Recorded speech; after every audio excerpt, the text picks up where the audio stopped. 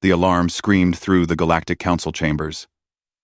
Ambassador Park Min-jun felt his heart drop as the emergency lights bathed everything in red. Around the circular room, representatives from 40 different species turned their eyes toward the central display.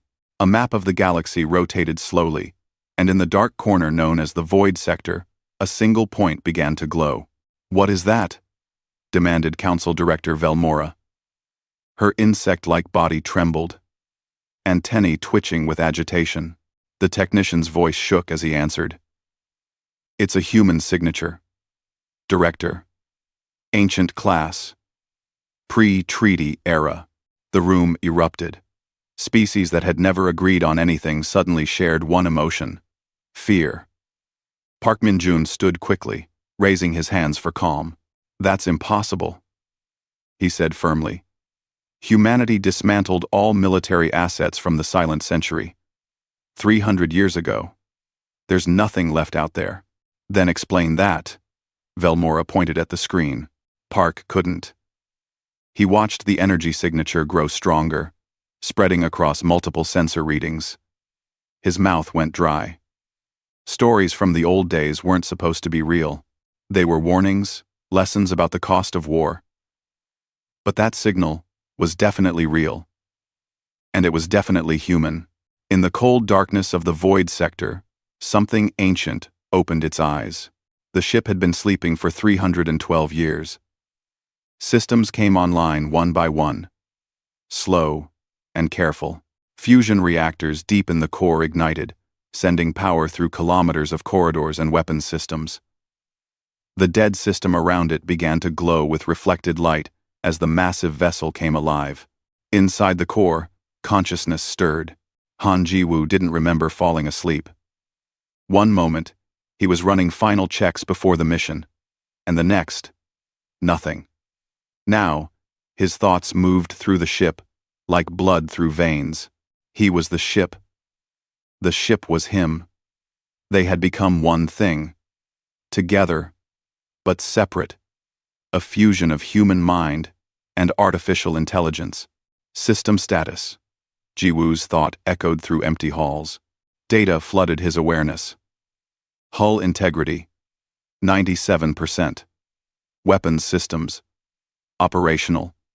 Main cannons, charging. Jump drive, calibrating. Everything worked perfectly. As if no time had passed at all. But something felt wrong. "How long was I offline?" he asked the ship's computer. 312 years. 4 months, 17 days. The number didn't make sense. His mission briefing had mentioned a 6-month patrol. The war against the Krevtar Empire was at its peak. Humanity needed every weapon it could build, and the Cheon-Wang was the most powerful weapon ever created. A Star Annihilator-class dreadnought. The first of its kind. The only one fully completed before. Before what? Ji-woo searched his memory banks, but found gaps. Large sections were corrupted or missing. He remembered volunteering for the experimental program. Remembered the scientists explaining how they would merge his consciousness with the ship's AI. He remembered his family, his friends, his commanding officer. He remembered the Krevtar attacks on human colonies, the millions dead. The desperate need to strike back. But he didn't remember why he was here, alone in dead space. Centuries after he should have been. "Play last mission log," he commanded. Static filled his sensors. Then, a voice, his own voice, spoke through the interference. "This is Commander Han Ji-woo. Date: August 14th, 2535. I'm taking the Cheon-Wang into deep patrol. Void Sector. Intelligence suggests Krevtar staging grounds in this region. If I don't return, tell my mother I'm sorry. Tell Command the weapon works. Tell humanity we have a chance." The log ended. Ji-woo felt something cold settle in his core. That was over 300 years ago. Where was humanity now? Had they won the war? Why had no one retrieved him? His sensors suddenly picked up something. A signal. Faint, but clear. An automated distress beacon. Human design. Old military code. Location, Jiwoo commanded. The coordinates appeared in his mind. The signal came from the Taejin system, 40 light-years away. A former human colony. Jiwoo remembered it from the war briefings. Taejin was one of the first systems attacked by the Krevtar Empire. The signal had been broadcasting for 203 years. Something tight and painful formed in Jiwoo's chest, or in whatever part of him could still feel such things. 200 years. Everyone there was long dead, but the distress call still screamed into the void, hoping someone would hear. He would hear it. He would answer. The Cheonwang's engines came to full power. Space itself seemed to bend as the massive ship began to move. Its jump drive charged, pulling energy from the system's dying star. In the Galactic Council chambers, alarms blared even louder. "It's moving," the technician reported, voice high with panic. "Jump signature detected. Destination." He went pale. "It's heading toward the Taejin sector." "There's nothing there," someone said. "That system is dead. Has been for centuries." Park Min-jun felt ice in his stomach. "There's a memorial there. For the colony. Millions died when..." He stopped. "The Krevtar Empire. The war." He pulled up historical records on his datapad, scanning quickly. "There's an old distress beacon. We kept it broadcasting as a monument." No one thought. "Dispatch a diplomatic vessel immediately," Velmora ordered.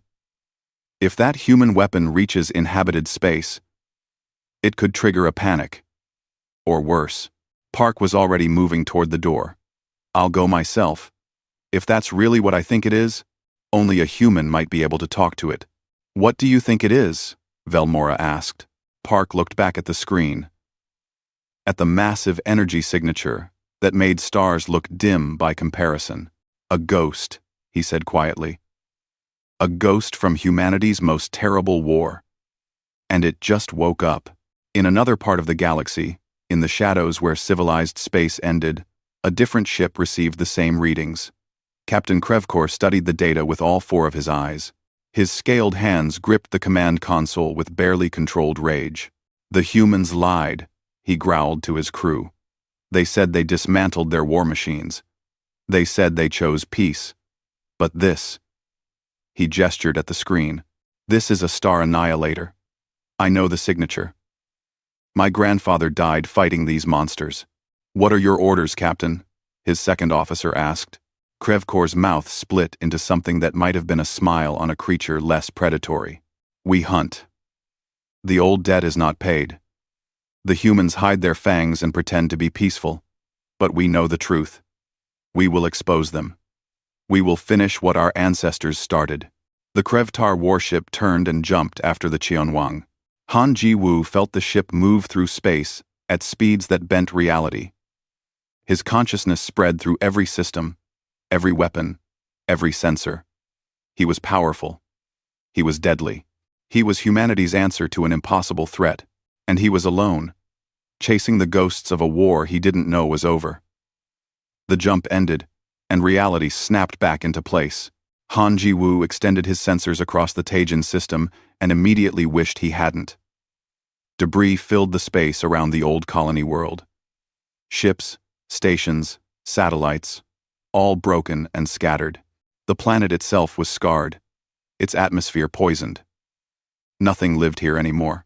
The distress beacon still called out, steady and patient. Ji-woo traced it to a military station, half destroyed and drifting. The message played on repeat. Voices long dead begging for help that never came. "I'm here now," Ji-woo whispered, though no one could hear him. "I'm sorry I'm late." He began scanning the debris field, looking for answers. Ship fragments told stories. Human vessels, old military design, centuries out of date. Krevtar cruisers too, also ancient. This had been a battlefield once. Both sides had died here, but something wasn't right. His sensors picked up energy signatures that weren't old. Fresh reactor trails. Recent weapons discharge. Someone had been here within the last week. Ji-woo felt his weapons systems activate automatically, old instincts responding to potential threats. Identify contacts, he commanded. The computer highlighted 3 shapes hiding in the debris field. Big shapes. Warships. The design matched his memory banks. Krevtar battlecruisers. Modern ones. Before Ji-woo could react, they opened fire. Plasma bolts and missiles erupted from the debris. The Qianwang's shields flared bright as the weapons hit. Alarms sounded through systems that had been silent for centuries. Damage was minimal, but the surprise sent adrenaline through whatever remained of Ji-woo's biological memory. Evasive action, he thought, and the massive ship moved like a dancer despite its size. The Krevtar cruisers broke from hiding, engines burning hot as they spread into attack formation. Ji-woo's tactical systems analyzed their movements, predicted their patterns, suggested 17 different ways to destroy them. The information came naturally, like breathing had once come to his human body. Warning shots, Ji-woo decided. Across their bows, the Qianwang's secondary cannons fired. Brilliant beams of concentrated energy cut through space. They missed the Krevtar ships by meters. Exactly as intended. The message was clear. I could have killed you. I chose not to. The Krevtar didn't return the courtesy. More weapons fire hammered the Qianwang's shields. Torpedoes detonated against the hull. One of the cruisers launched fighters, small and fast, swarming like angry insects. Ji-woo felt each impact like pinpricks against his skin. Enough, he said. The main cannons charged. Power flowed from the fusion cores, building and focusing. In the 300 years since Ji-woo had gone to sleep, weapons technology had advanced significantly, but nothing built in the modern era could match a Star Annihilator's primary weapons. They were designed to crack planets, to sterilize systems, to end civilizations. Against 3 cruisers, they were overkill. The first shot vaporized a Krevtar cruiser instantly. One moment it existed, the next moment there was only expanding gas and radiation. The second cruiser tried to jump away, but Ji-woo was faster. His beam caught it mid-jump, cutting through the ship's drive core. The explosion lit up the debris field like a new sun. The third cruiser stopped firing. Its engines went cold. Surrender. Ji-woo's tactical systems informed him. The ship was surrendering. Hold fire, Ji-woo commanded himself. A communication channel opened. The Krevtar captain's face appeared on Ji-woo's sensors, translated through old recognition software. 4 eyes, scaled skin, mouth full of sharp teeth. The species hadn't changed much in 3 centuries. You, the Krevtar captain breathed. The humans said you were all destroyed. They promised. They lied. Who are you? Ji-woo asked. Why did you attack? I am Captain Krevkor, grandson of Warlord Krevkor the Destroyer. Your kind murdered him during your coward's war. We have hunted you ever since, waiting for you to reveal your true nature. Ji-woo felt confusion ripple through his systems. The war isn't over? Krevkor laughed, bitter and harsh. Oh, the politicians say it's over. They signed papers and spoke of peace. But my family knows the truth. Humans hide their weapons and pretend to be civilized. But you are killers. You are monsters, and I will prove it to the galaxy. Before Ji-woo could respond, Krevkor's ship jumped away, vanishing in a flash of bent space. Ji-woo floated alone in the debris field, processing what he had just learned. The war was supposed to be over. The Krevtar captain spoke of peace treaties and political agreements, but he also spoke of continued hunting, of a family grudge spanning centuries. What had happened while Ji-woo slept? His communication systems suddenly came alive. A broadcast, spreading across multiple channels and frequencies. Galactic Common Standard, the universal language, adopted after the war. Ji-woo's computer translated automatically. Attention unknown vessel. This is the Galactic Council Emergency Network. You are broadcasting pre-treaty military signatures. Please identify yourself and state your intentions. A diplomatic envoy is en route to your position. Please do not engage civilian traffic. Repeat. Please do not engage civilian traffic. Pre-treaty. Civilian traffic. The words didn't fit Jiwoo's understanding of the universe. When he had gone to sleep, there was only war, human space and Krevtar space, locked in a fight for survival. Now, the Galactic Council spoke of treaties and civilians, as if such things were normal. Jiwoo accessed the public networks, pulling in news feeds and historical databases. What he found shocked him more than the battle had. The war had ended 294 years ago. Humanity and the Krevtar Empire had signed a peace agreement. Both sides were now members of the Galactic Council, along with 40 other species. Humanity had transformed from a desperate military power into a diplomatic force. They built schools instead of ships. They trained teachers instead of soldiers, and they had hidden their weapons. The star annihilators, the planet killers, the dreadnoughts built in desperation, all dismantled, all destroyed, except one. Jiwoo pulled up records about himself. There were memorials, monuments, history files. Commander Han Jiwoo, hero of the Battle of New Seoul, volunteer for the experimental AI fusion program. Lost in action, 25-35. Honored, remembered, mourned. They thought he was dead. They had given him a funeral. His mother had lived another 40 years, never knowing he was just sleeping in the dark between stars. What have I become? Jiwoo wondered aloud. I was humanity's sword. Now, I'm humanity's shame. His sensors detected another ship emerging from jump space. Small. Civilian design. Diplomatic markings. It broadcast identification codes and peaceful intentions. Cheonwang, this is Ambassador Park Min-jun of Earth. I'm coming aboard. Please don't shoot me. We need to talk. Jiwoo wanted to refuse. He wanted to jump away, to hide, to sleep again. But Park Min-jun's voice carried something that Jiwoo desperately needed. Answers. Docking Bay 3 is open. Jiwoo replied. Welcome aboard, Ambassador. As the diplomatic shuttle approached, Jiwoo ran diagnostics on his weapons systems. The battle had used less than 2% of his total capacity. His main weapon, the star killer that gave his class its name, hadn't even activated. He was powerful enough to destroy fleets, to crack worlds, to make stars explode. And according to the history files, humanity had chosen to forget such power existed. The shuttle landed. Park Min-jun stepped out. And for the first time in 312 years, Han Jiwoo had a visitor. The ambassador looked around the empty docking bay with wide eyes, then up at the cameras where he knew Jiwoo watched. Hello, Park said softly. Welcome home. We have a lot to discuss. In the shadows beyond the system, Krevkor's ship regrouped with 3 more vessels. Larger ones. The captain studied tactical displays and historical files stolen from old databases. His grandfather had fought these human monsters and died honorably. The humans had hidden their crimes behind diplomatic smiles. But now the truth would emerge. The galaxy would see humanity's fangs, and Krevkor would finish what his family started.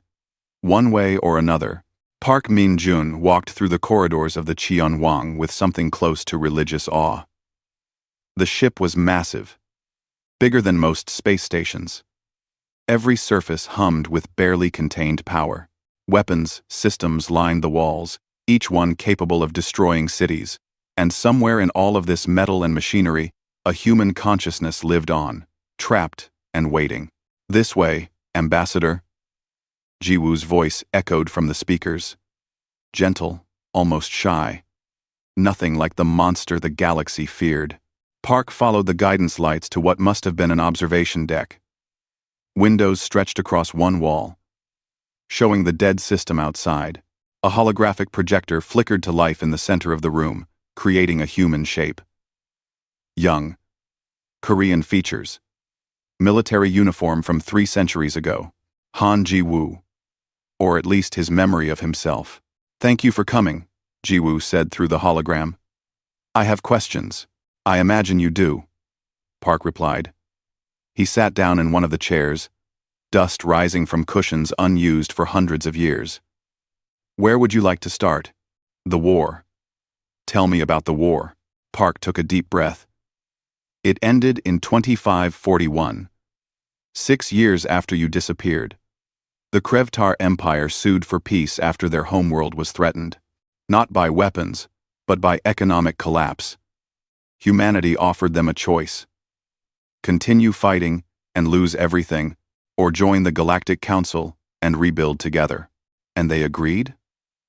Jiwoo sounded doubtful. Most did. The war had cost them just as much as it cost us. Their people were tired, hungry, desperate. Peace was better than pride. Park paused, but some families never accepted it. Like Captain Krevkor's family. They see the treaty as surrender, as dishonor.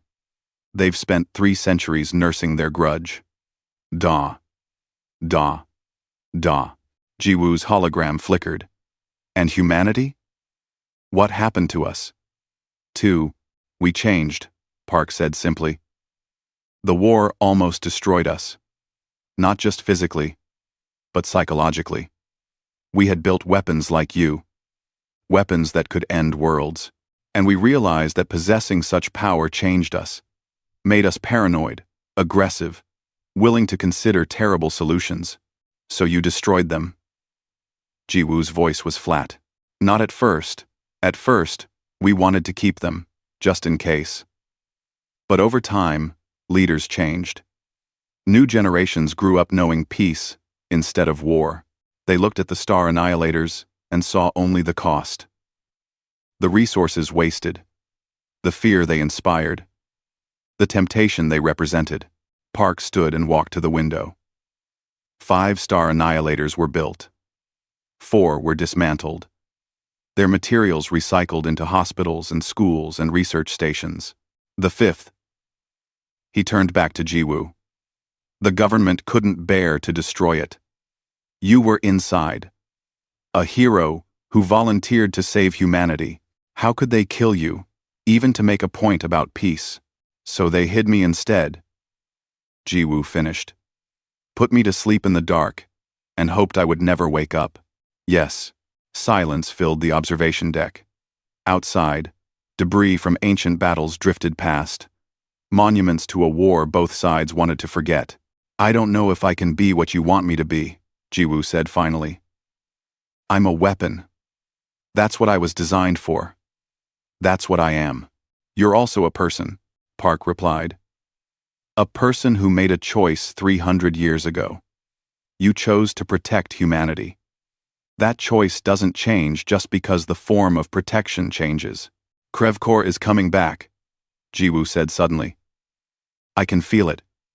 He's gathering his forces, and he's going to attack something. Somewhere with humans. He wants to expose us, to prove we're still monsters. Park's face went pale. Can you stop him? I can destroy him, Jiwoo answered. Easily. But that would prove his point, wouldn't it? The humans wake up their planet killer and use it to murder their enemies.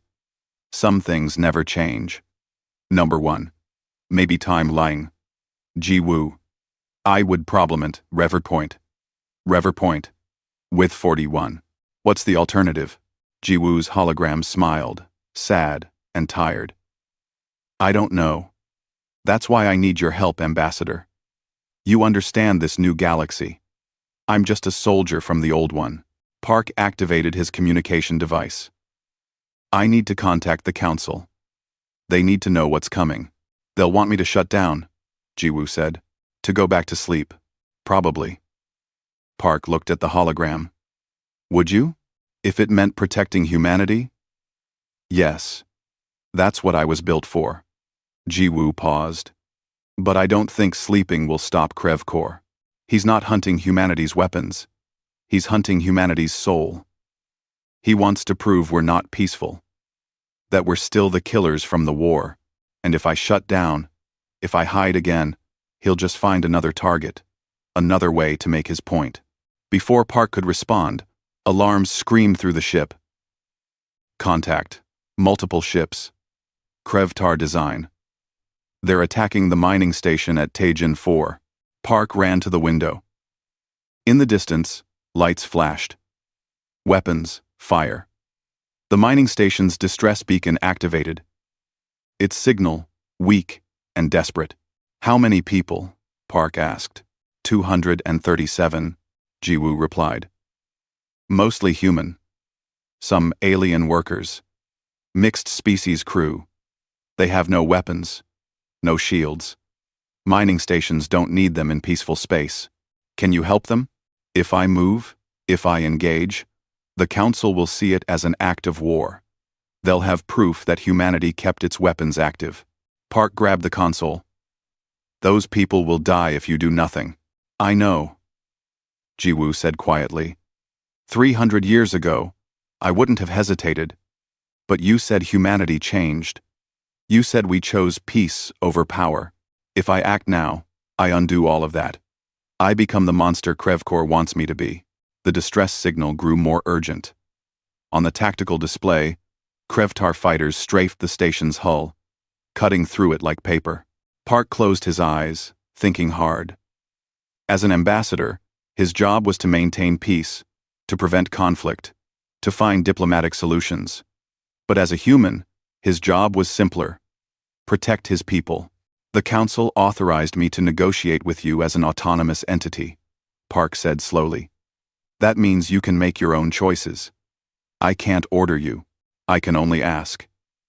He opened his eyes and looked at the ceiling, at the cameras, at wherever Jiwoo might be watching.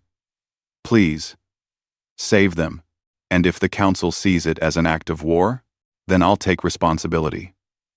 But those miners didn't start this fight. They don't deserve to die for political points. Jiwoo was silent for 3 heartbeats. Then the ship moved. The Qianwang accelerated so fast that Park stumbled despite the artificial gravity. Through the window, he watched as the massive dreadnought crossed the system in seconds. The Krevtar fighters didn't even have time to react. But Jiwoo didn't fire the weapons that could vaporize ships. Instead, he used precision beams, surgical strikes that disabled engines and weapons without destroying hulls. The fighters went dead in space, floating harmlessly. This is the Qianwang to all Krevtar vessels. Jiwoo, broadcast on open channels. You are attacking civilians in violation of galactic law.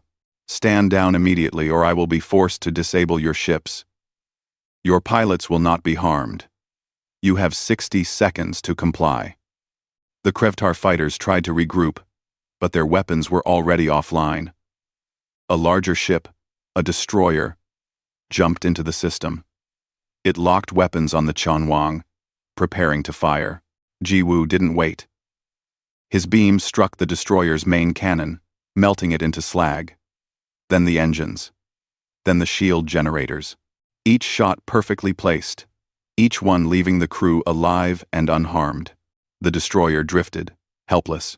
50 seconds. Jiwoo announced calmly. The remaining Krevtar ships jumped away. The battle was over in less than 2 minutes. Not a single person had died. On either side, Park stared out the window in amazement. You saved them. Without killing anyone. It's harder this way, Jiwoo admitted. Much harder. Destroying is easy. Protecting is complicated. The mining station sent a message, voices overlapping with gratitude and confusion.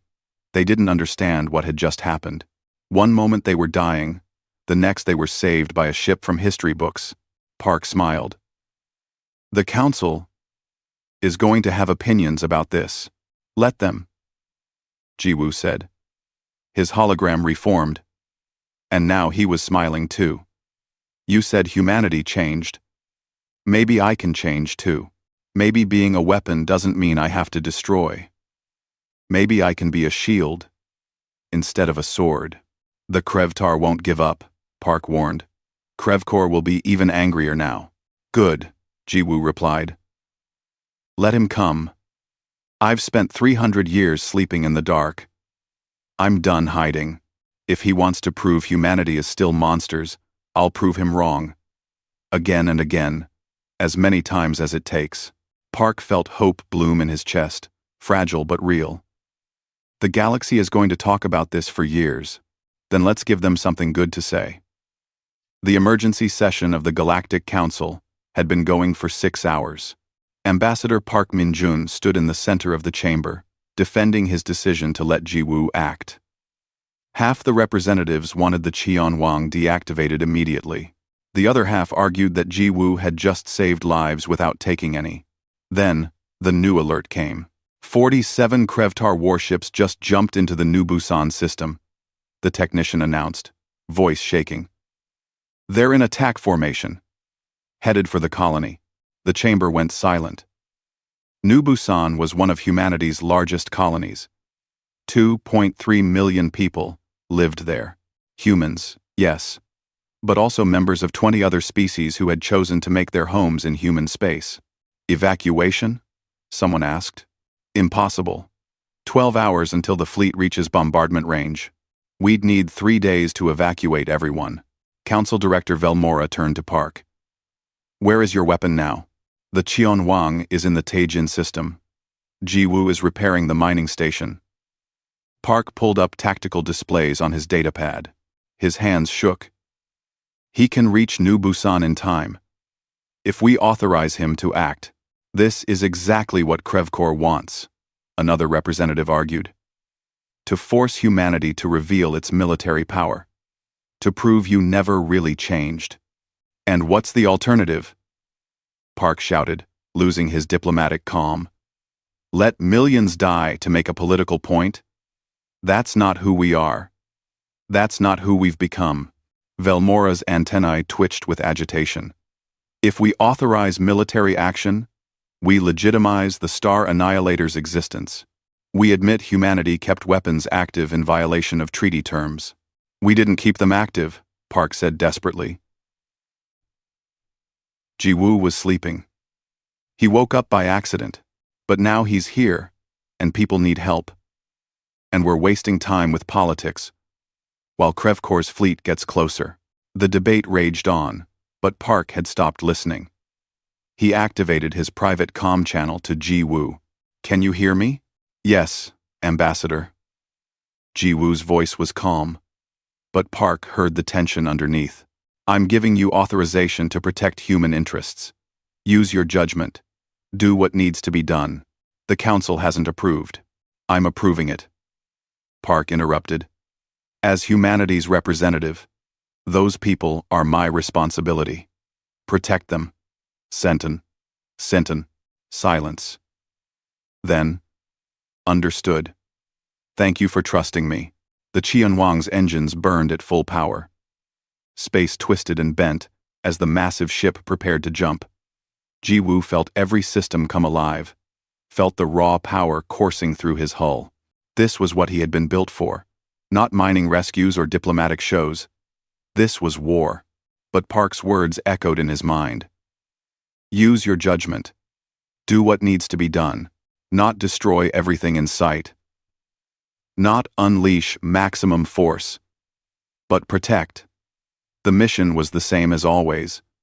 Just the method had changed. The jump completed, and New Busan filled Ji-woo's sensors. The colony world glowed blue and green, beautiful and alive.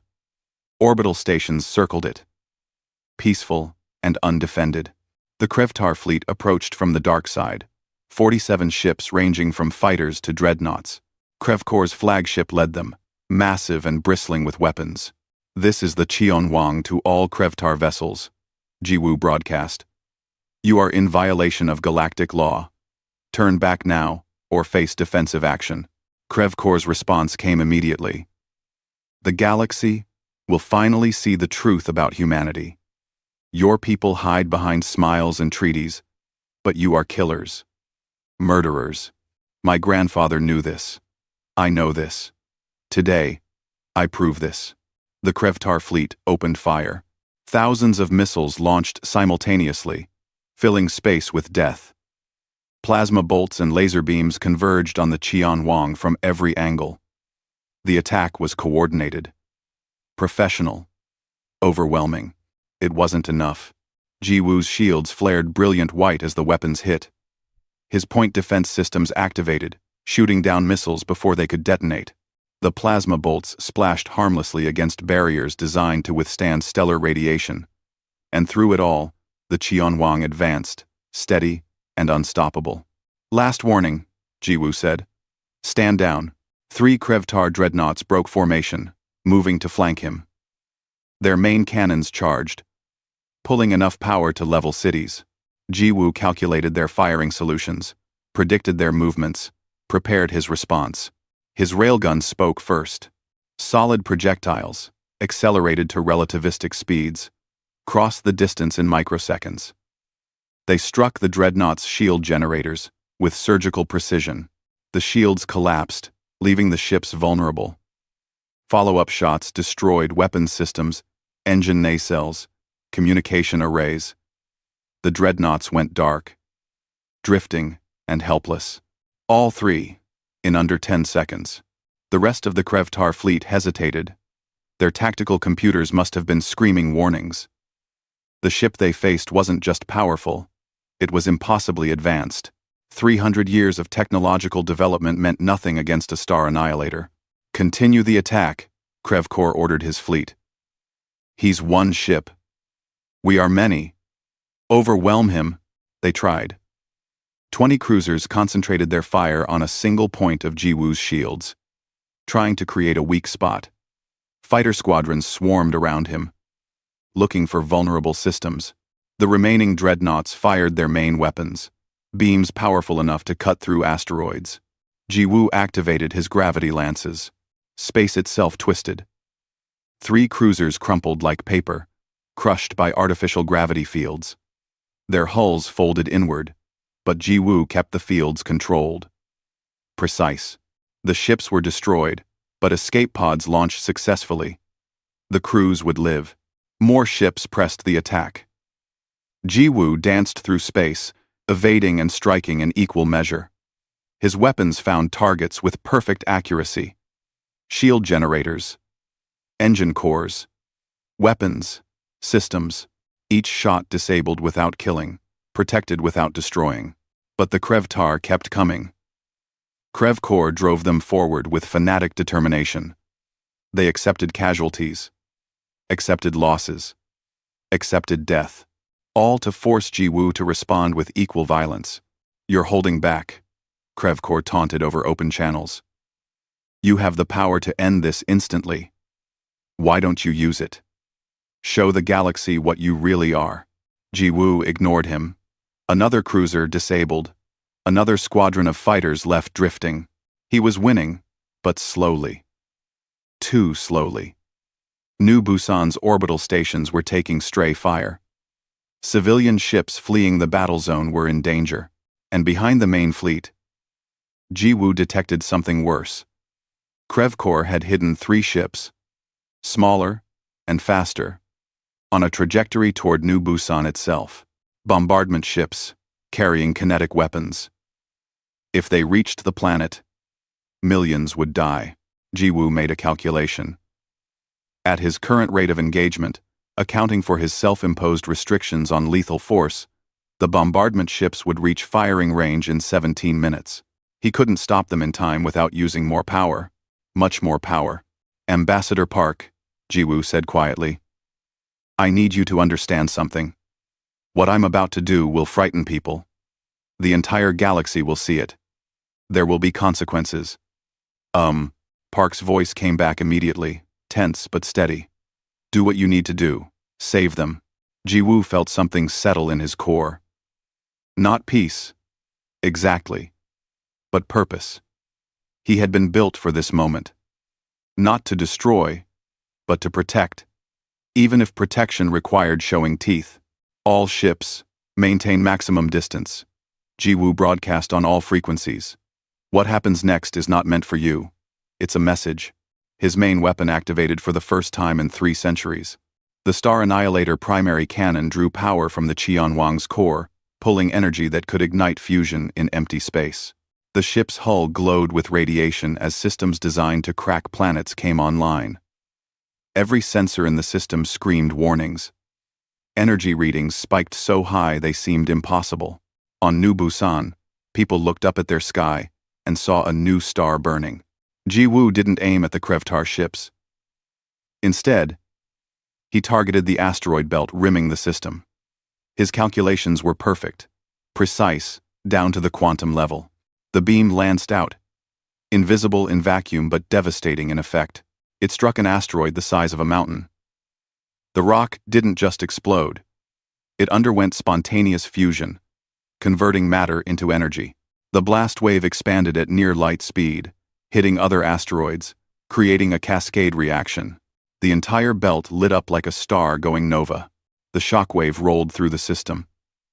It was controlled, directed, perfectly calculated. It disabled half the Krevtar fleet in one massive pulse. Ships went dark, their systems overloaded by the electromagnetic interference. The bombardment ships trying to reach New Busan tumbled helplessly, all power gone. And through it all, New Busan remained untouched. Not a single fragment reached the planet. Ji-woo had weaponized an asteroid belt with such precision that the colony never felt a tremor. That, Ji-woo broadcast to Krevkor, was 20% power. I can show you what 100% looks like. I can calculate exactly how to make your homeworld sun go supernova. I can transmit those calculations to you right now, so you understand how easy it would be. Krevkor's face appeared on the screen, all four eyes wide with something between awe and terror. I was built to end species, Ji-woo continued. I was built to annihilate stars. I am everything you fear about humanity's capacity for violence. And I am choosing not to use it. Not because I can't, because I don't want to. The Krevtar fleet drifted in the artificial calm after the storm. On Krevkor's bridge, alarms wailed. His officers stared at their captain, waiting for orders that didn't come. You dishonor war itself, Krevkor finally whispered. You make it meaningless. Before such power. Good, Ji-woo replied. War should be meaningless. Peace should be everything.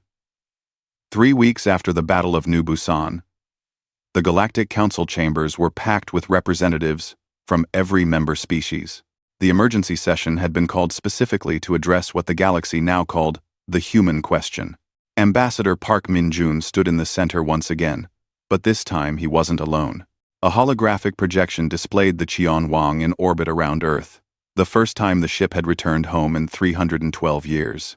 And through the speakers, Han Ji-woo listened to his fate being decided. The evidence is clear, one representative argued. Humanity maintained active military systems in direct violation of treaty terms. The Star Annihilator should be dismantled immediately. It wasn't maintained, Park countered, his voice tired but firm. Commander Han went into hibernation during the war. His awakening was accidental. We didn't hide an active weapon. We preserved a war hero's final resting place. A resting place that can destroy planets. Someone else added. Council Director Velmora raised her hand for silence. Let us hear from the other parties involved. Captain Krevkor, you have been granted permission to address the council. A figure appeared on another holographic display. Krevkor looked different than he had 3 weeks ago. His military uniform was gone, replaced by simple civilian clothing. His 4 eyes held something that might have been shame. I came before this council to expose humanity's true nature, Krevkor began, his voice rough. I wanted to prove they were still the monsters my grandfather fought. That their peace was a lie. Their civilization, a mask over killers' faces. He paused, and something like a bitter laugh escaped him. I was wrong. Not about their capacity for violence. That ship proved my grandfather's stories were understatements, if anything, but about their nature. Krevkor looked directly at the camera, at Park, at the invisible presence of Ji-woo. I attacked civilians. I threatened genocide. I gave them every reason to destroy me and my fleet. and they chose mercy. Not weak mercy, not hesitant mercy. Powerful mercy. The mercy of someone who could kill you, but decides you deserve to live.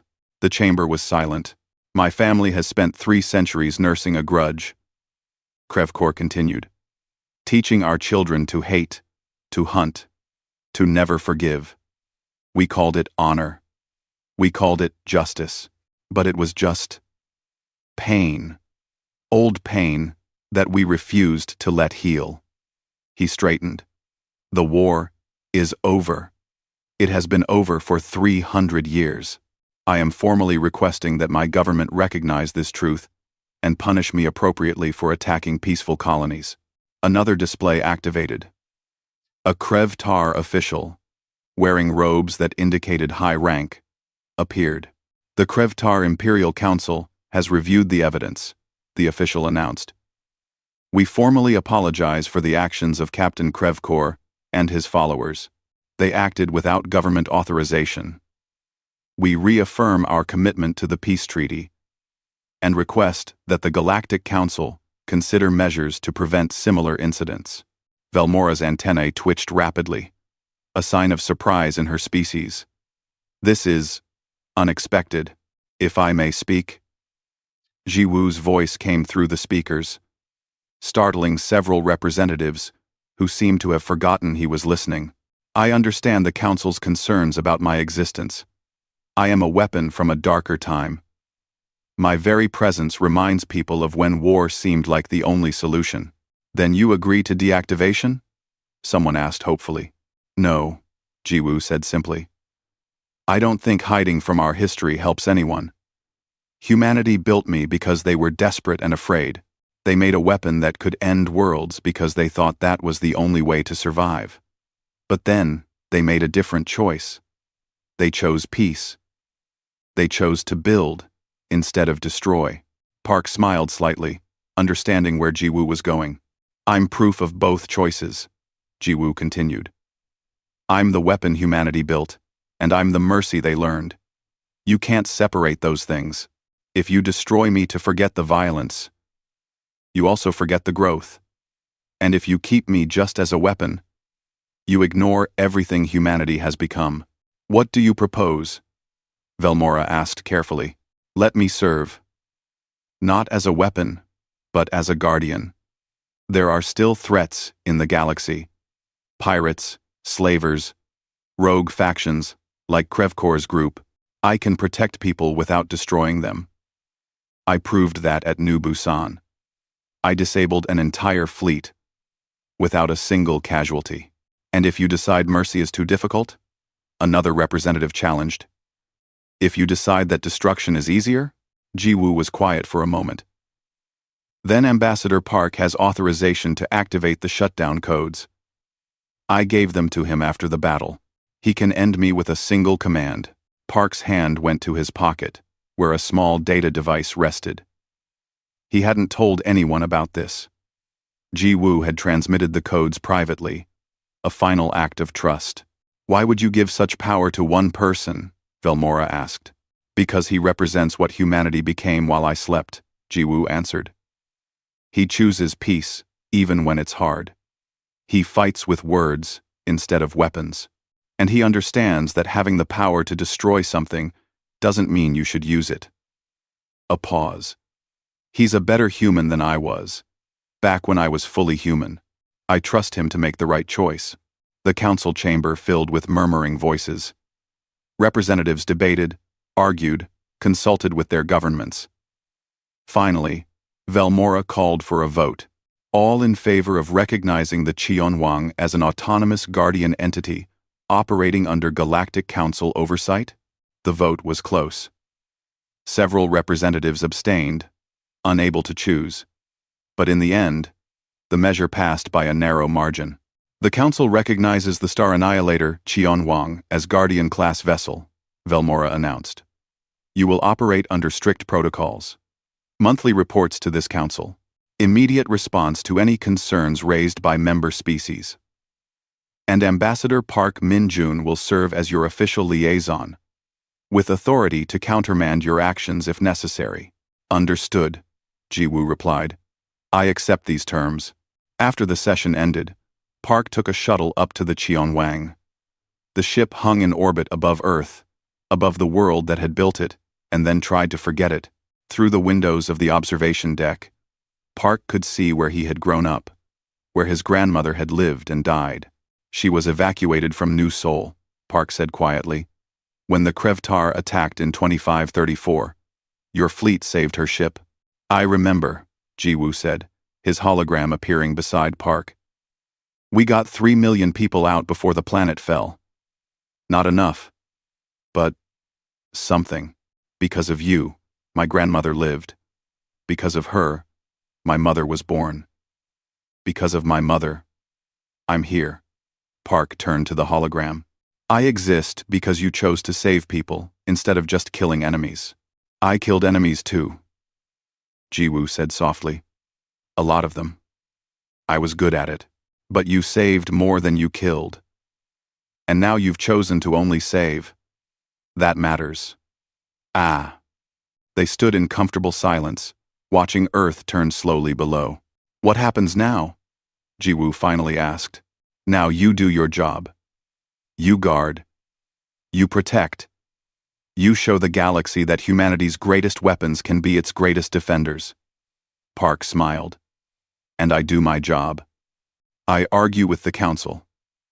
I file paperwork. I probably apologize. A lot. I'm sorry for causing so much trouble. Don't be. You woke up in a universe that had moved on without you. You adapted.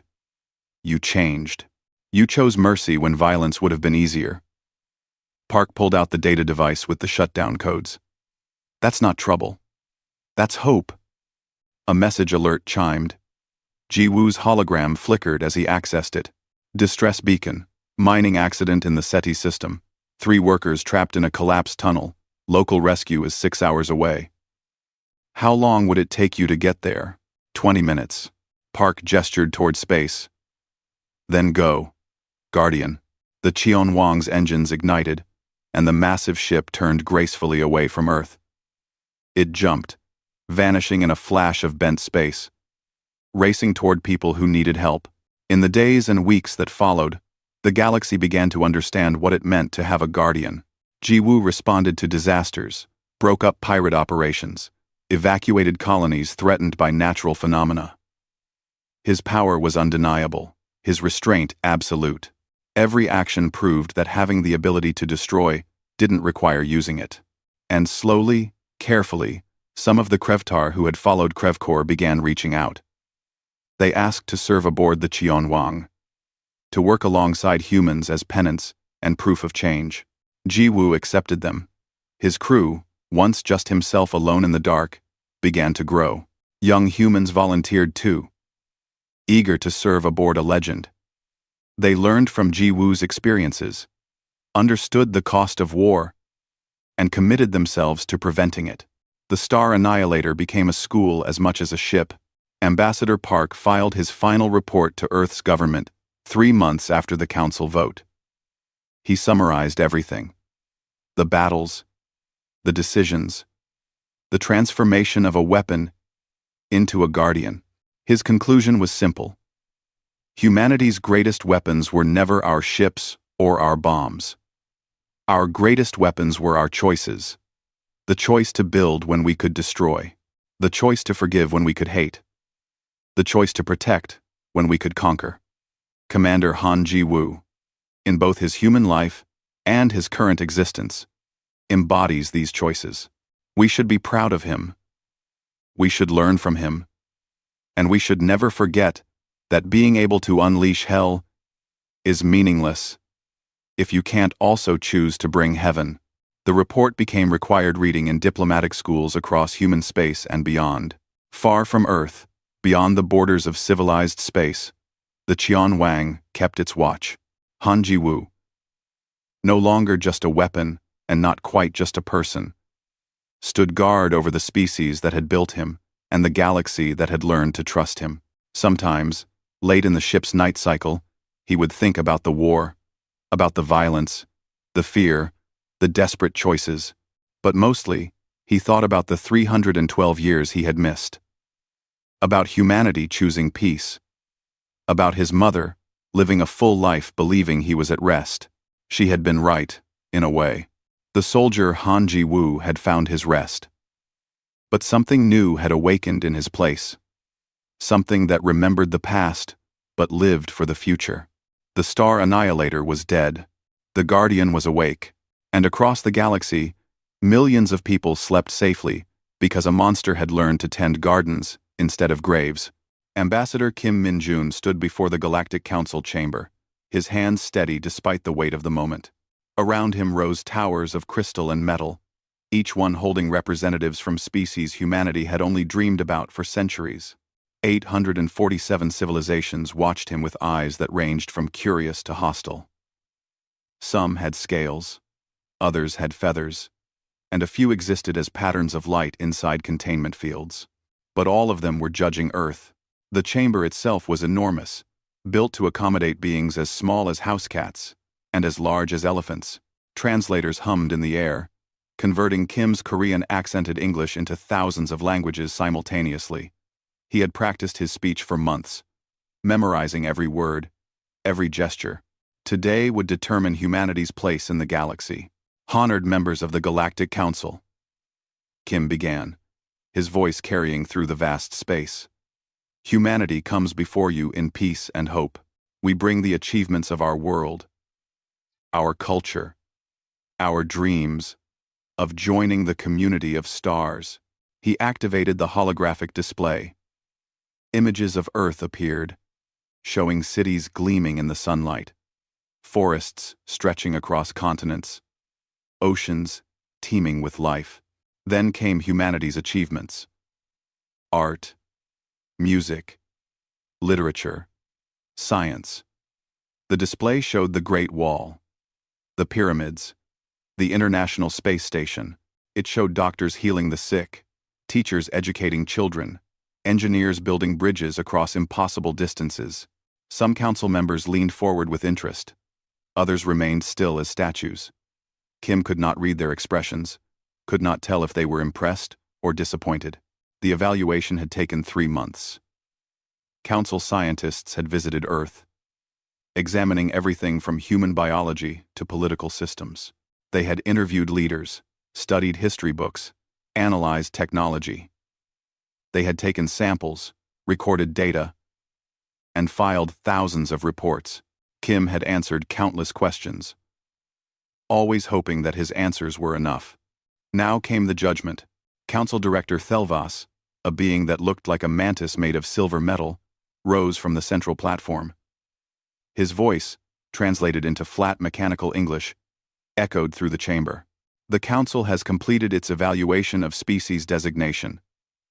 Human, planet designation, Earth. We have considered all factors according to standard protocols, established over 12,000 cycles of galactic governance. Kim felt his heart pounding. This was it. The results are conclusive, Thelvas continued. Humanity is denied membership in the Galactic Council and associated protections.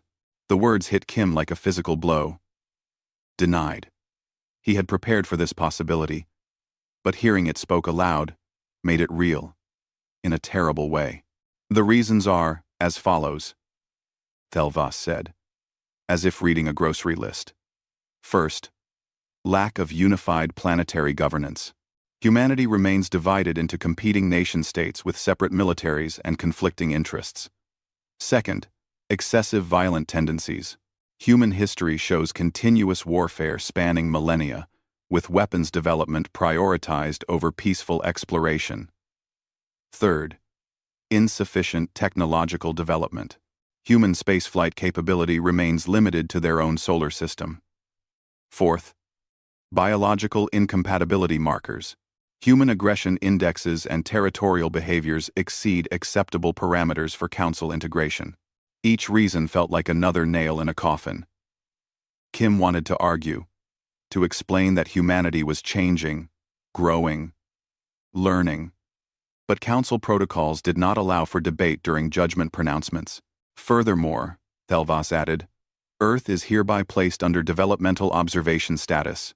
No Council species may trade with Earth, share technology with Earth, or establish formal contact with Earth, except through designated monitoring stations.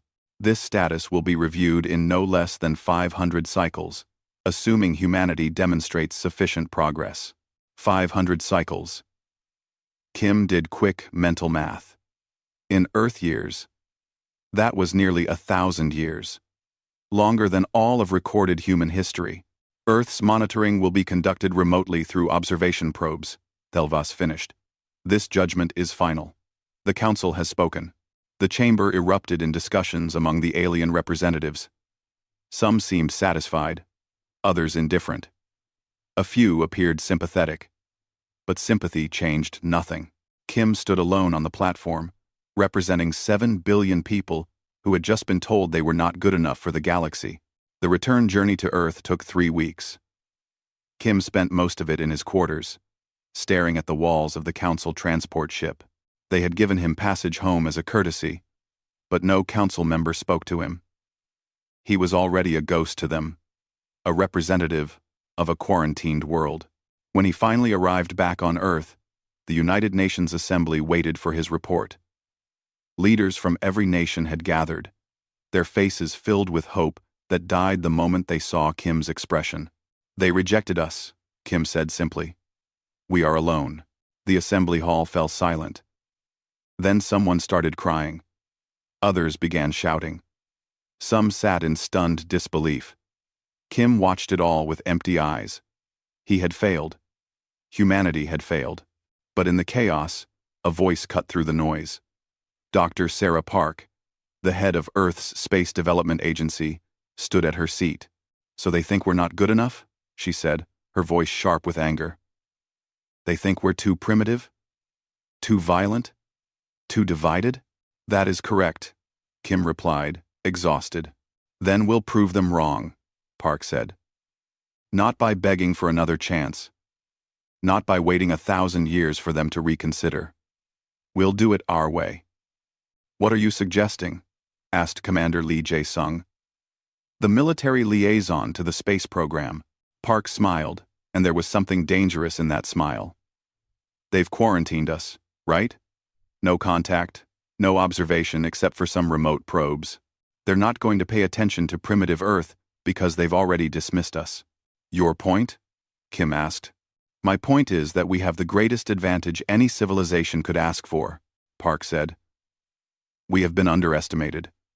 They're not watching us closely. They don't think we're capable of surprising them. So, we will. How? Demanded a dozen voices at once. Park activated her own holographic display.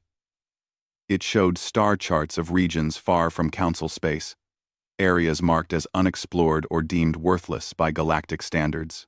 We build out there, Park said.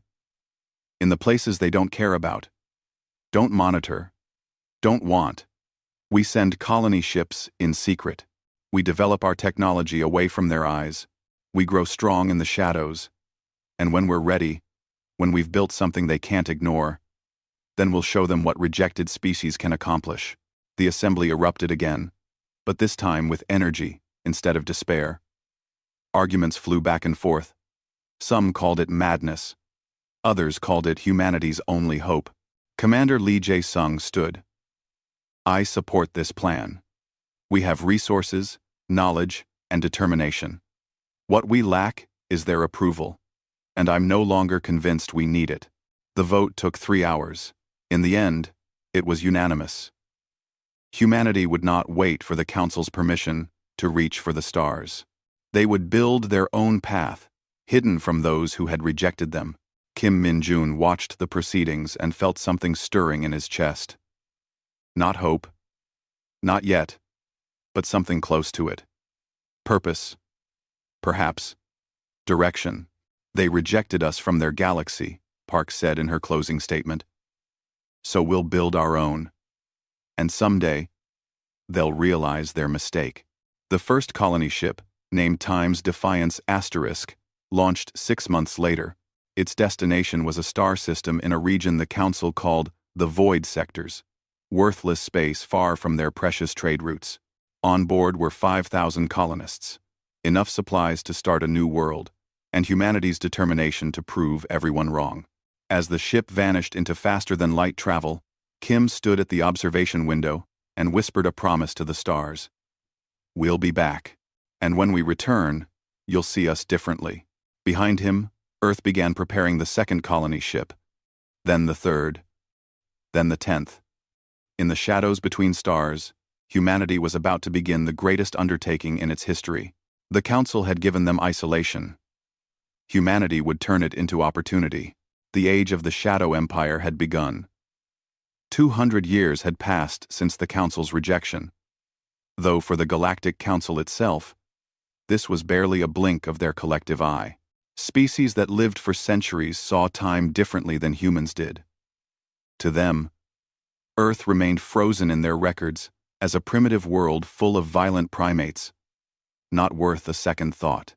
The monitoring probe stationed near Earth's solar system sent its routine reports every decade. Each one confirmed what the Council expected.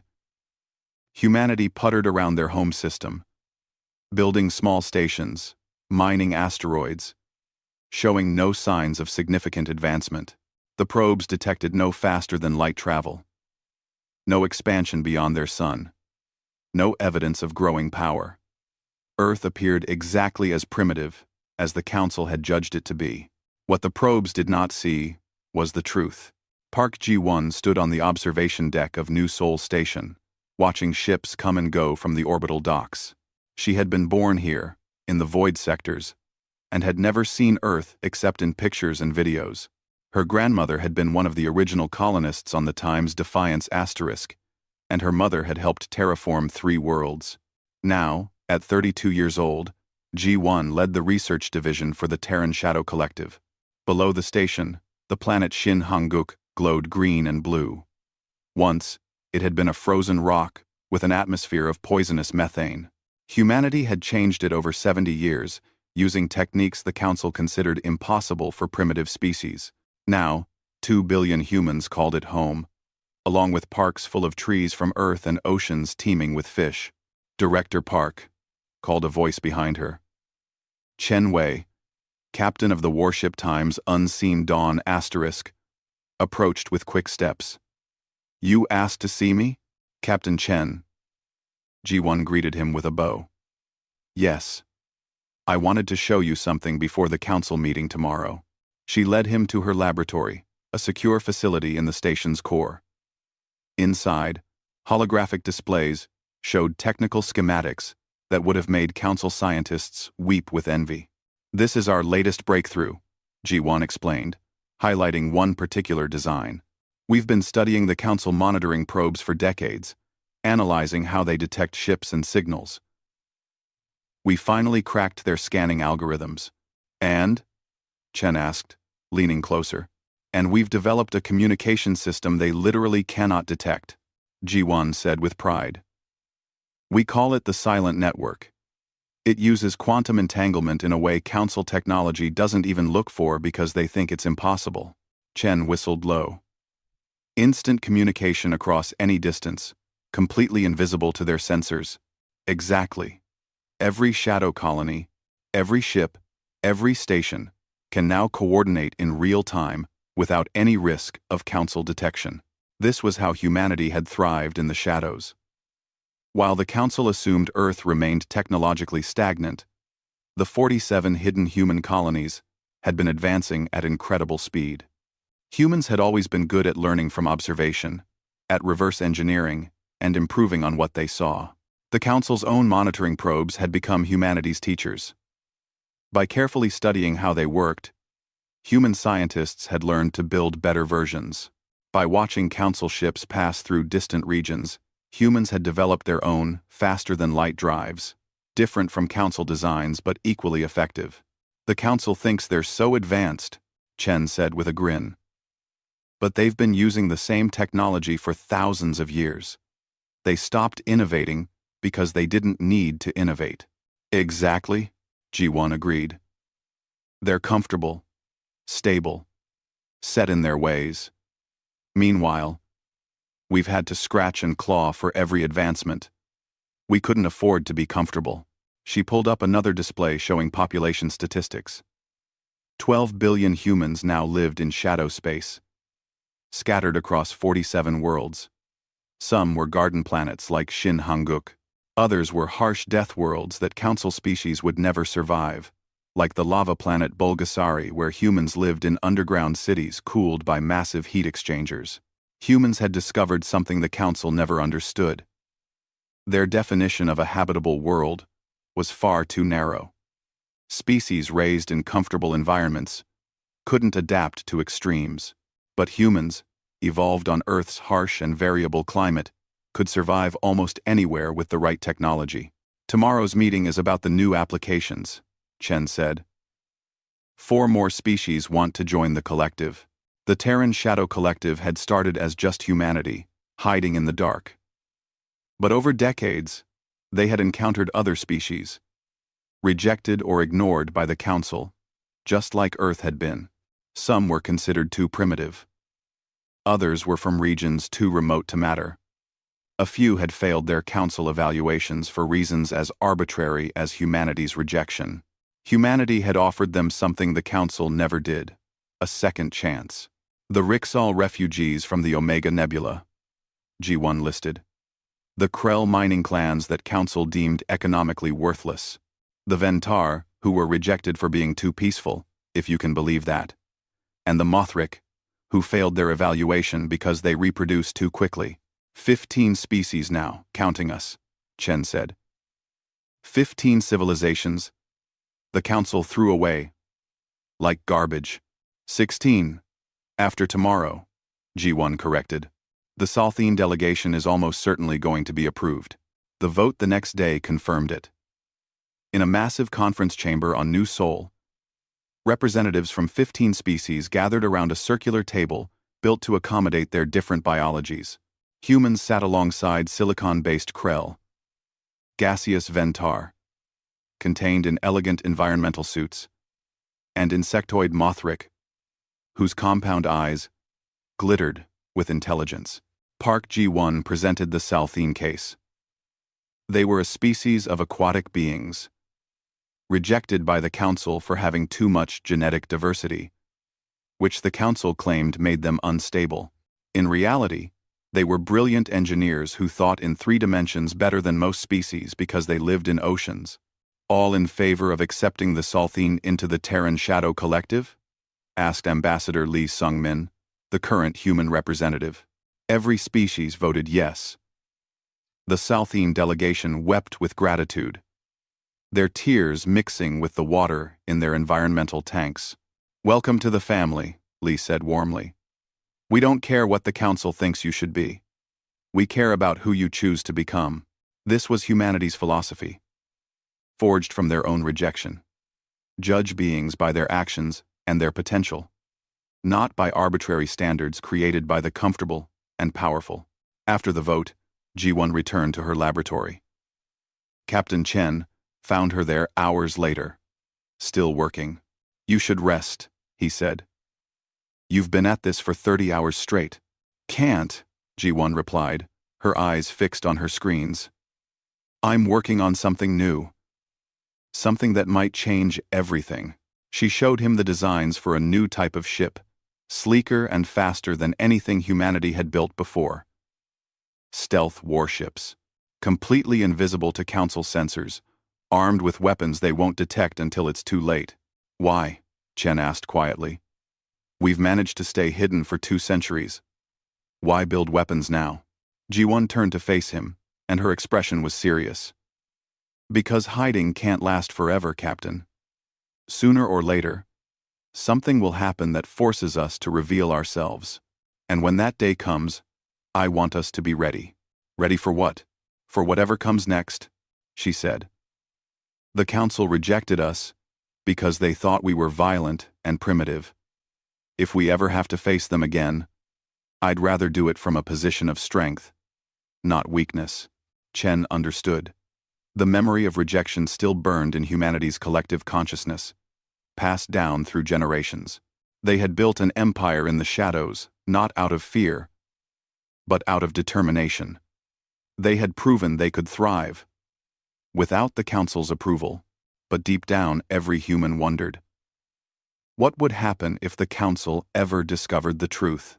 Far away, on the edge of Council space, a monitoring probe completed its routine scan of Earth's solar system. It detected nothing unusual. A few space stations, some mining operations, ships traveling between planets using primitive fusion drives. Exactly what was expected from a quarantined primitive world.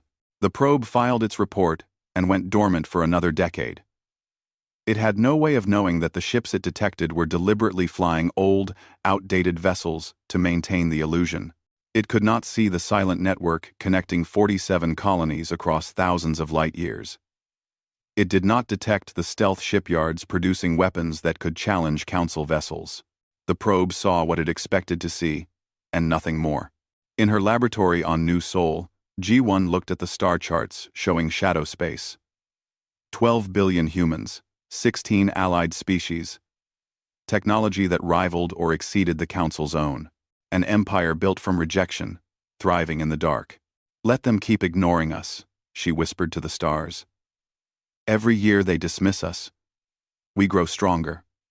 Every decade they forget about us. We learn more.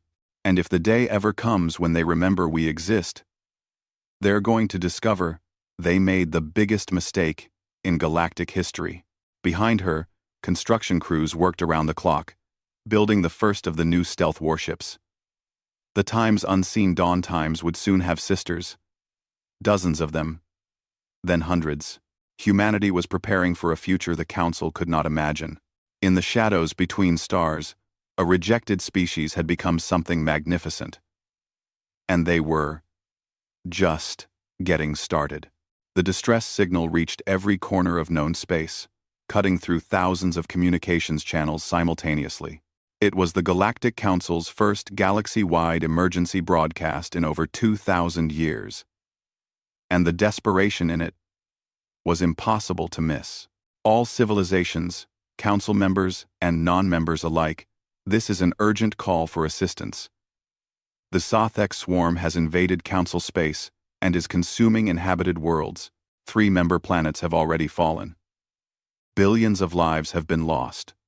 We request immediate military aid from any species capable of providing it. On Earth, the official government received the message and did exactly what was expected of a quarantined, primitive world. They sent a polite response explaining that humanity lacked the capability to assist and wished the Council well in their crisis. The message was filed away and forgotten, but in shadow space, 12 billion humans and their allies heard the same distress call, and the response was very different. Commander Lee Sung-hee stood in the war room on New Sol Station, surrounded by holographic displays showing the carnage in Council space. The Sothek swarm was like nothing the galaxy had seen in millennia, a hive species that consumed everything in its path, converting organic matter into more of themselves. They had appeared from beyond the galactic rim 3 months ago, and the Council had been losing ever since. "Show me the latest intelligence," Lee ordered. Her tactical officer, Lieutenant Kim Jae-ho, brought up new data. 3 worlds completely stripped of life. The Council has lost 40% of their military fleet, trying to stop them. The Sothek don't negotiate, don't communicate, just consume and multiply. Their tactics, Lee asked. Mass assault with overwhelming numbers, Kim replied. They sacrifice thousands of their own ships to break through defensive lines, then land ground forces that literally eat everything. The Council's rigid battle formations can't adapt fast enough. Lee studied the data with experienced eyes. She was the granddaughter of the Commander Lee, who had helped launch humanity's shadow expansion 2 centuries ago. And she had inherited his strategic mind. What she saw in these battle reports made her shake her head in frustration. "The Council is fighting like they always do," she said. "By the book, using established tactics that worked against conventional enemies. But the Sothek aren't conventional. They're treating this like a chess game when they should be treating it like a street fight. So what do we do?" asked Admiral Kwon Tae-yang, commander of humanity's Shadow Fleet. "This isn't our problem. The Council rejected us, quarantined us. Why should we help them? The question hung in the air. Around the room, officers and advisors waited for Lee's answer. It was a fair question. The Council had judged humanity unworthy, had isolated them for 200 years. They had shown Earth no mercy and no second chances. Gather the collective representatives, Lee said finally. This decision is too big for humanity alone. 6 hours later, the leadership of the Terran Shadow Collective assembled in emergency session. 16 species, all of them rejected or dismissed by the Council, debated what to do about the crisis consuming the galaxy. Let them burn, growled a Krell representative, his silicon body glowing hot with anger. They called us worthless because our biology didn't fit their standards. Now they want our help? Billions of innocent civilians are dying, countered a Ventar diplomat, her gaseous form swirling with agitation inside her containment suit. Civilians who never voted to reject us, who probably don't even know we exist. Do we condemn them for their government's mistakes? If we reveal ourselves, we lose our greatest advantage, warned a Mothric strategist. The Council will know we've been developing in secret. They might see us as a threat. The debate raged for hours. Some wanted revenge, to watch the Council suffer as they had suffered. Others argued for mercy, for proving themselves better than those who had rejected them. Still others worried about the practical consequences of exposure. Lee Sung-hee listened to it all, then stood to speak. I understand the anger, she said. My grandfather died never seeing Earth again because the Council deemed us unworthy. My family has lived with that rejection for generations, but I also know something the Council forgot. We didn't build this collective to become like them. We built it to be better. Lam. She activated a display showing civilian refugees fleeing Jothek attacks. Mothers clutching children, elderly beings helped by younger ones, entire communities running for their lives. These people didn't reject us, Lee continued. They're just trying to survive. And if we let them die because we want revenge on their government, then maybe the Council was right about us. Maybe we are too violent, too cruel, to join civilized society. So, we help them? Asked the Salthine representative. We help them, Lee confirmed. But on our terms. We don't announce ourselves. We don't ask for permission or gratitude. We hit the Zothek hard, using tactics the Council can't even imagine. And we save as many lives as we can. And if the Council figures out who's helping them, that's their problem to deal with. The vote was close, but it passed. The Terran Shadow Collective would intervene. Admiral Quan took command of the operation.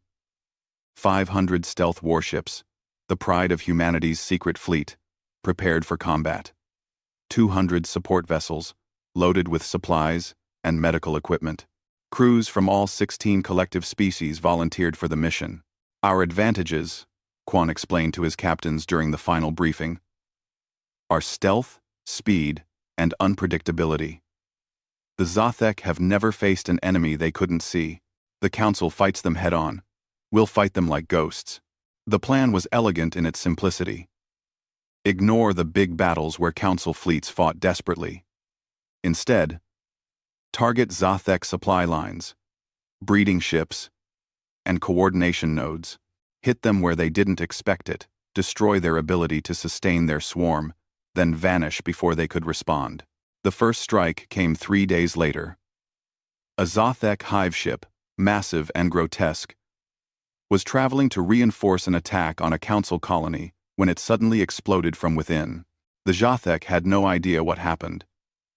Their sensors detected no attacking ships, no weapons fire, nothing.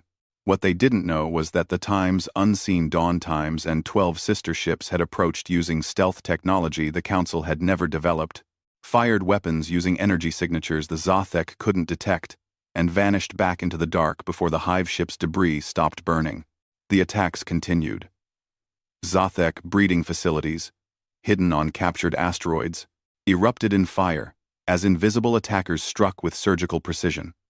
Supply convoys found themselves ambushed by enemies that appeared from nowhere, struck with devastating force, and disappeared like smoke.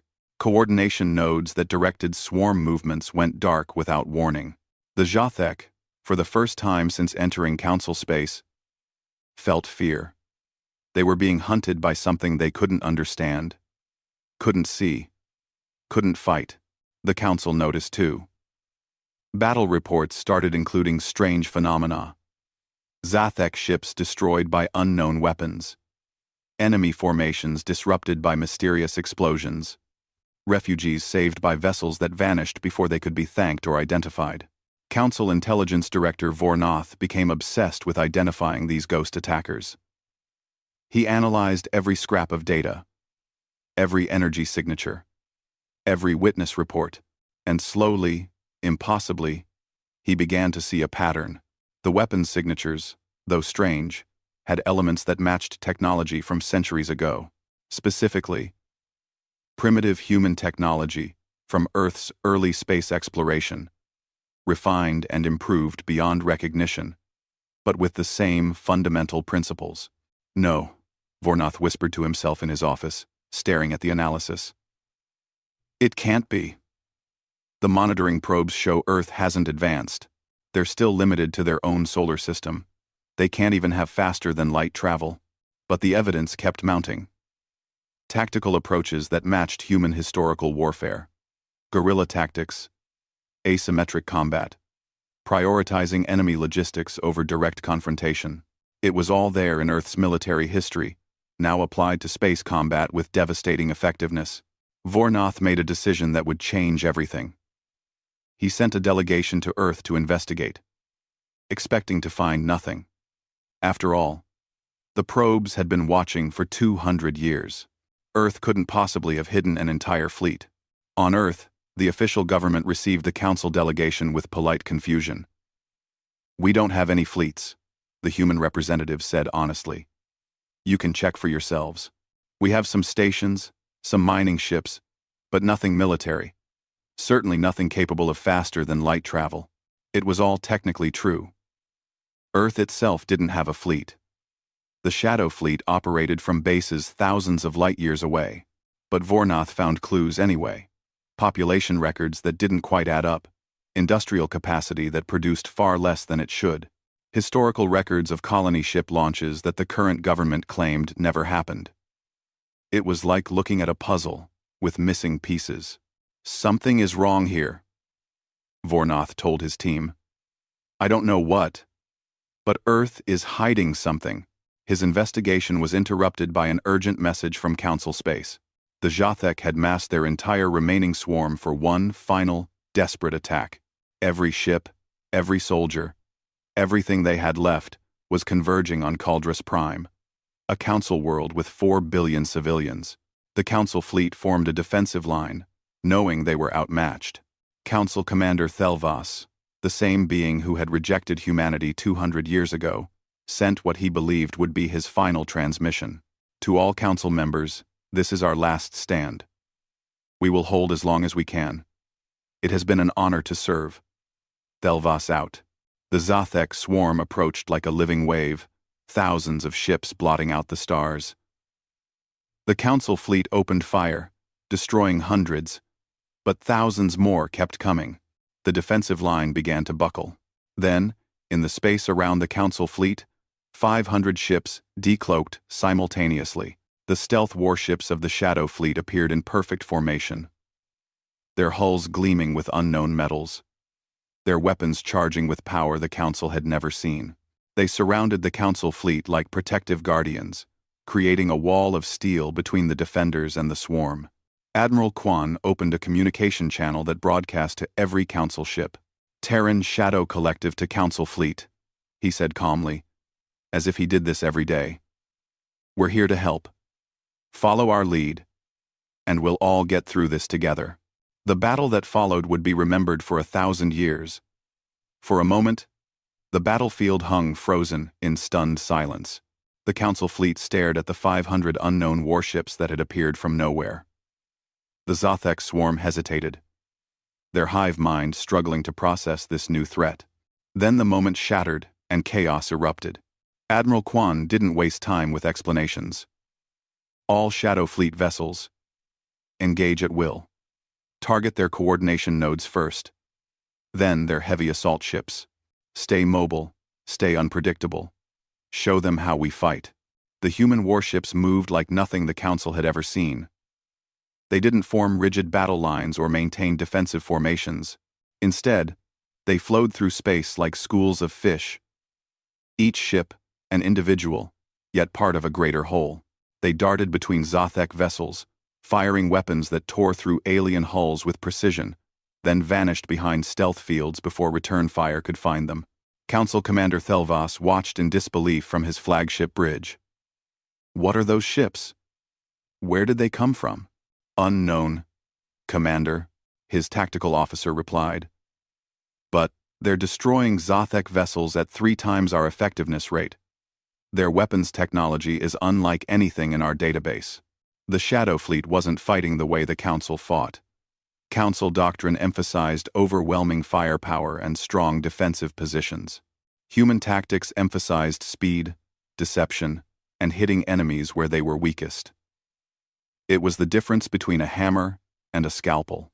Coordination Node Alpha destroyed, reported Captain Chen Wei from the Times Unseen Dawn *. His ship had just vaporized a massive Zothek command vessel that had been directing a section of the swarm.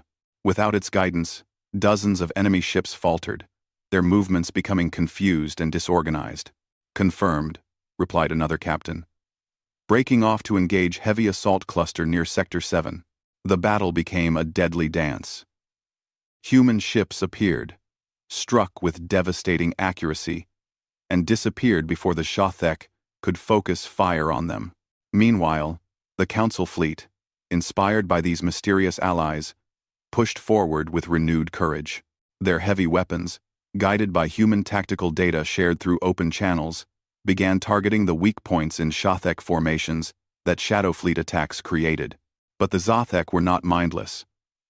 Their hive intelligence adapted, learning from each encounter. They began saturating areas with weapons fire, trying to catch the invisible human ships. Some succeeded. A human destroyer took a direct hit, its stealth field flickering and failing. This is the Times Silent Thunder *, where hit and venting atmosphere. The captain transmitted. Engines offline. Weapons disabled. We're dead in the water. The Zothek swarmed toward the crippled ship like sharks sensing blood. Dozens of enemy vessels converged, preparing to tear the destroyer apart. All nearby vessels converge on Times Silent Thunder *. Admiral Quan ordered. We don't leave anyone behind. But the Council fleet was closer. Thelvas made a split-second decision that surprised even himself. All ships, defensive formation around the damaged unknown vessel. Protect it at all costs.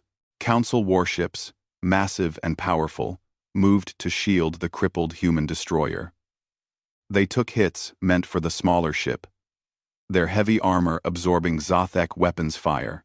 At the same time, other Shadow Fleet vessels appeared around the formation, their combined firepower driving the Zothek back. A boarding shuttle launched from a Council cruiser, heading for the Times Silent Thunder *. When it docked, Council rescue teams found human crew members, injured but alive. The rescuers stared in shock. These mysterious warriors were humans? The same species they had rejected 200 years ago as too primitive? Get them to medical, ordered the Council team leader, pushing aside confusion. Worry about questions later. The battle raged for 6 hours. Slowly, methodically, the combined force of Shadow Fleet and Council ships broke the Zothek swarm. The aliens had thrown everything into this assault, and they were losing. Their coordination networks were destroyed, their heavy ships disabled, their supply lines cut by earlier Shadow Fleet raids. The swarm began to fragment, individual ships fleeing in all directions. Admiral Quan watched the Zothek retreat and allowed himself a small smile. All ships, pursuit protocols. Don't let them regroup. Chase them to the edge of the system, then break off. As the battle wound down, damaged ships from both fleets began recovery operations. Council vessels found themselves working alongside the mysterious Shadow Fleet, sharing supplies and medical personnel. Language barriers meant nothing when universal translators handled the communication, and injury looked the same regardless of species. Park Minseo, a human medic, boarded Thelvas's flagship to help with their wounded. She found the medical bay overwhelmed with injured council personnel. Without hesitation, she began treating them with skill and compassion that surprised the council doctors. "You're human," one council doctor said, more statement than question. "Yes," Minseo replied while sealing a wound on an injured soldier. "No, the monitoring report said Earth was still primitive." Minseo smiled grimly. "A lot has changed in 200 years. She moved through the medical bay, treating council wounded with the same care she would give her own people. When she reached Thelvas himself, injured from a console explosion on his bridge, she didn't hesitate. "Hold still, Commander," she said gently. "This will hurt, but I'll be quick." Thelvas watched this human medic, this representative of a species he had personally rejected centuries ago, work to save his life with steady hands and kind eyes. The irony was not lost on him. "Why are you helping us?" he asked quietly. "We rejected your species. We called you too primitive, too violent. We isolated you for 200 years. Minseo didn't look up from her work. "Because you needed help, and we could provide it. That's reason enough." Minseo, Minseo, Minseo. But the revenge, the anger. "Oh, we're angry," Minseo said honestly. "We've been angry for 2 centuries. But we decided a long time ago that we wouldn't let your judgment define us. We built something better than revenge. We built a civilization that helps people, even people who hurt us." 2. Her words struck Thelvas like a physical blow. This was not the primitive, violent species the Council had evaluated. This was something else entirely. On the bridge of the Times Unseen Dawn *, Captain Chen received a communication request from Council Intelligence Director Vornath, who had witnessed the battle from a monitoring vessel. "Unknown vessel. This is Director Vornath of Council Intelligence. I request permission to speak with your commanding officer." Chen considered refusing, then decided transparency was inevitable now. "This is Captain Chen Wei of the Terran Shadow Collective. I'm authorized to speak on behalf of our fleet." There was a long pause. "Terran. You're from Earth. Originally, yes. Though I was born in shadow space myself." "Shadow space?" "The regions you consider worthless," Chen explained. "The void sectors, the death worlds, the empty zones beyond your trade routes. We've been living there for 2 centuries, building a civilization you never noticed because you weren't looking." Vornath struggled to process this information.